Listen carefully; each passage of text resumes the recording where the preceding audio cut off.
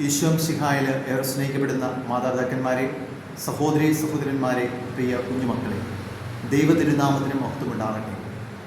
ഇന്നത്തെ വചനവിചിന്തനത്തിനായിട്ട് നമുക്ക് ലഭിച്ചിരിക്കുന്ന വചനഭാഗം വിശുദ്ധ ലൂക്കാ സുവിശേഷം 24-ാം അധ്യായം 13 മുതൽ 35 വാക്യങ്ങളാണ്. ഈ വചനത്തിൻ്റെ പശ്ചാത്തലം എന്ന് പറയുന്നത് ഈശോയുടെ എമ്മാവുസിലേക്കുള്ള യാത്രയാണ്. ഈ യാത്രയിൽ 2 ശിഷ്യന്മാരും ഈശോയും ഒരുമിച്ച് യാത്ര ചെയ്യുകയാണ്. ഈശോ കൂടെയുണ്ടെന്നുള്ള ഒരു തിരിച്ചറിവില്ലാതെ പോകുന്ന ശിഷ്യന്മാർ ആ ദിവസങ്ങളിൽ ജെറുസലേമിനെ സംബന്ധിച്ച് സംഭവിച്ച കാര്യങ്ങളെക്കുറിച്ചുള്ള തർക്കങ്ങളിലൂടെയും വാദപ്രതിവാദങ്ങളിലൂടെയും കടന്നു പോവുകയാണ്. പ്രകാരമുള്ള ഈ വാദപ്രതിവാദങ്ങളിലൂടെ കടന്നു പോകുന്ന ശിഷ്യന്മാരുടെ കൂടെ നടക്കുന്ന ക്രിസ്തുവിനെയാണ് ആ വചനത്തിലൂടെ കണ്ടുമുട്ടുക.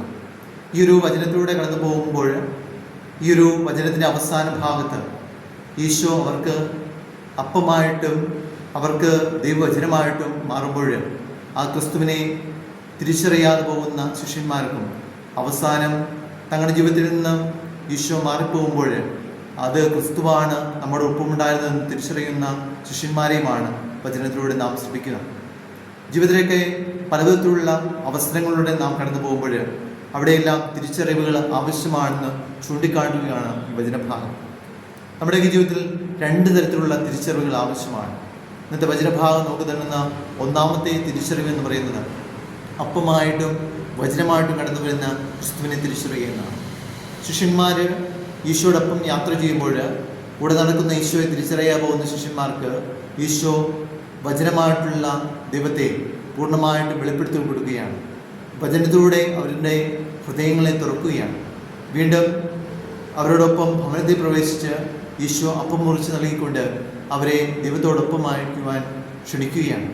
ഇപ്രകാരമുള്ള ഈ 2 രീതികളിലൂടെയും അവരെ ദൈവത്തെക്കുറിച്ചുള്ള തിരിച്ചറിവ് നൽകപ്പെടുമ്പോൾ നമ്മുടെ ജീവിതത്തിൽ ഉണ്ടാകേണ്ടതും ഇപ്രകാരമുള്ള തിരിച്ചറിവ് നഷ്ടപ്പെടുന്ന അവസരങ്ങളാണ്.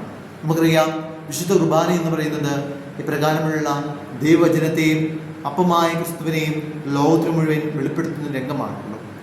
ഓരോ പരിശുദ്ധ കുർബാനയിലും നമുക്ക് വചനപ്രഘോഷത്തിലൂടെ കടന്നു പോകുമ്പോൾ അവിടെയെല്ലാം ദൈവവചനമായ ക്രിസ്തുവിനെ ലോകത്തിനു മുമ്പിൽ സാക്ഷ്യമായിട്ട് നൽകുകയാണ്. വീണ്ടും അപ്പമായ ഈശോയെ തിരുശരീരമായിട്ട് ദുരിതമായിട്ട് നൽകപ്പെടുമ്പോൾ അവിടെയെല്ലാം ക്രിസ്തുവിനെ തന്നെയാണ് ലോകത്തിനു മുഴുവൻ സാക്ഷ്യമായിട്ട് നൽകുക. അങ്ങനെയെങ്കിൽ നമ്മുടെ ഹൃദയങ്ങളിലേക്ക് കടന്നു വരുന്ന ക്രിസ്തുവിനെ തിരിച്ചറിയുവാനുള്ള ഒരു ആഹ്വാനമാണ് വചനം നമുക്ക് നൽകുന്നത്. അതിനാൽ ജീവിതത്തിലേക്ക് ഓരോ തിരിച്ചറിവുകളും ലഭിക്കുമ്പോൾ അത് വചനമായിട്ടുള്ള തിരിച്ചറിവാകാം, അപ്പമായ തിരിച്ചറിവാകാം.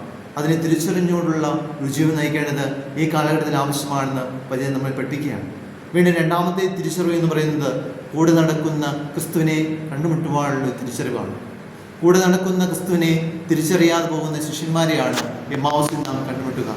തങ്ങളുടെ ജീവിതത്തിൽ അവരുടെ കണ്ണുകൾ തുറക്കുന്ന ക്രിസ്തുവിനെ, അപ്പമായിട്ടുള്ള ക്രിസ്തുവിനെ തിരിച്ചറിയുന്നത് അവരുടെ കണ്ണുകൾ തുറന്നുകൊണ്ടാണ്.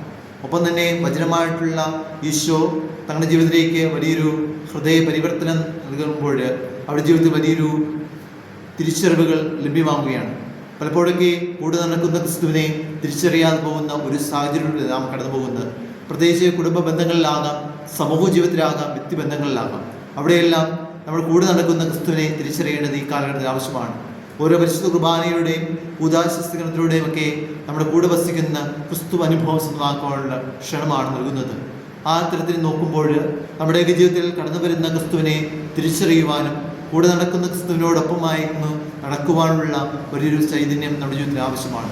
അപ്രകാരമുള്ള ഈ ഒരു തിരിച്ചറിവ് ഈ കാലഘട്ടത്തിൽ ജീവിക്കുവാൻ സാധിക്കുമ്പോഴാണ് നാമും ഉത്തരനായ ക്രിസ്തുവിനെ സ്വന്തമാക്കിക്കൊണ്ടുള്ള ഒരു ജീവിതം നയിക്കാൻ സാധിക്കാം. അതിനാൽ നമുക്കും ചിന്തിക്കാം, എൻ്റെ ജീവിതത്തിൽ എത്രത്തോളം അപ്പമായിട്ടും വജ്രമായിട്ടും കടന്നു വരുന്ന ക്രിസ്തുവിനെ തിരിച്ചറിയാൻ എനിക്ക് സാധിക്കാറുണ്ട്. കൂടെ നടക്കുന്ന ക്രിസ്തുവിനെ സ്വന്തമാക്കിക്കൊണ്ട് ഓരോ വിശുദ്ധ കുർബാനയോടൊപ്പം എൻ്റെ ജീവിതത്തിൽ ഒരു അനുഭവമാക്കി മാറ്റുവാൻ സാധിക്കാറുണ്ട്.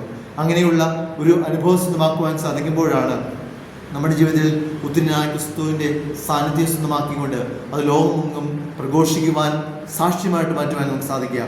അതിനുള്ള കൃപയ്ക്ക് വേണ്ടി ഈ പരിശുദ്ധ കുർബാനയെ നമുക്ക് പ്രാർത്ഥിക്കാം. ദൈവം നമ്മെല്ലാം സമൃദ്ധമായി അനുഗ്രഹിക്കട്ടെ. ആമേൻ.